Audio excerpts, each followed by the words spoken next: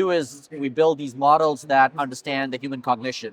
Yeah. So we're in the business of understanding the human mind, various aspects of also what constitutes the human experience.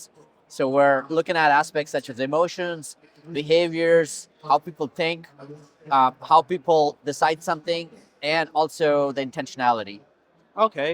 So, having said that, how do you think AI will be reshaping the industry over the next 12 to 24 months? Every aspect of our lives. I Yeah. mean, literally, I don't think there is going to be a single aspect of how we live, how we work, how we build relationships, how we experience religion, for Yeah. example. I mean, I think every aspect is going to get impacted by AI. I don't think there's going to be any aspect that will remain untouched. And I think a lot of those aspects have already been impacted. Yeah. So, what do you think is the most exciting AI development that you've seen recently? Something that caught your eye, something that you think, oh, damn, like that's really cool. I'm more, there's so many, but Yeah. I'm the most excited about the impact that it's going to have on healthcare.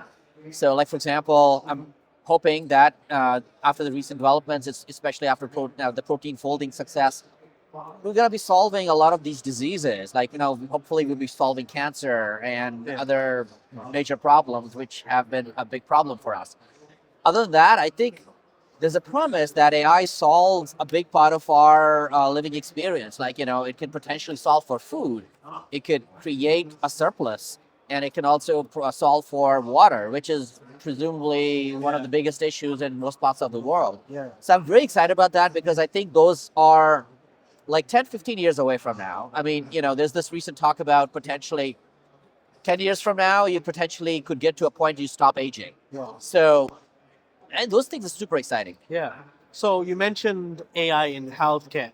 What other sector do you believe AI is the greatest to adapt, like opportunistic wise? Where do you think AI will be used the most apart from healthcare?